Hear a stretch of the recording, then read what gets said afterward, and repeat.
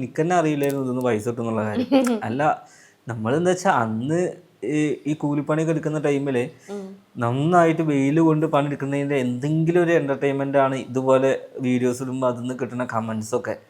അതായത് അന്നൊക്കെ എന്താ വെച്ചാൽ നല്ല കമൻസുകൾ ഇങ്ങനെ വരുമ്പോൾ നമുക്ക് കിട്ടുന്ന ഒരു സന്തോഷം, പൈസ കിട്ടിയില്ലെങ്കിലും നമ്മളെ വീഡിയോസ് കണ്ട് ആരെങ്കിലും അഭിപ്രായം പറയുന്നുണ്ടല്ലോ.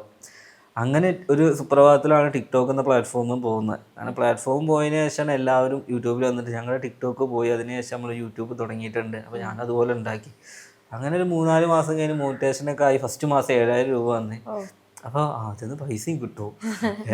അങ്ങനെ ആക്കി. പിന്നെ അത് ഒരു 3 വർഷമായിട്ട് ഇപ്പോൾ നമ്മളത് കണ്ടിന്യൂ ആയിട്ട് 3 വർഷം കൊണ്ടാണ് ഇത്രയും ഉണ്ടാക്കാൻ പറ്റിയത്. 3 വർഷം ഏകദേശം ഒരു 3.5 വർഷമായി. പക്ഷെ ഒരു നമ്മൾ പുതുതായിട്ട് യൂട്യൂബിൽ വന്നുകൊണ്ട് ഒന്ന് സ്റ്റേബിൾ ആവാൻ കുറച്ച് ടൈം എടുക്കും. പിന്നെ ഇൻസ്റ്റാഗ്രാമിൽ അല്ല ടിക്ടോക്കിലുള്ളതുകൊണ്ട് നമ്മളെ ഫേസ് എല്ലാവർക്കും ഐഡന്റിറ്റി ആയിരുന്നു. പക്ഷെ നമുക്ക് എങ്ങനെയാണെന്ന് വെച്ച് കഴിഞ്ഞാൽ യൂട്യൂബിൽ പിന്നെ വേറൊരു പ്ലാറ്റ്ഫോമിൽ ഫാമിലീസും അതേമാതിരി അന്നൊക്കെ എല്ലാ വ്ളോഗേഴ്സും ട്രെൻഡിങ് ആയിട്ട് നിൽക്കുന്ന ടൈമാണ്. ഈ ഫുഡ് വ്ളോഗേഴ്സും അതേമാതിരി ട്രാവൽ വ്ളോഗേഴ്സും. അതിൻ്റെ ഇടയിൽ നമ്മൾ എന്ത് ചെയ്യുന്നുള്ള ഒരു കൺഫ്യൂഷനിലായിരുന്നു.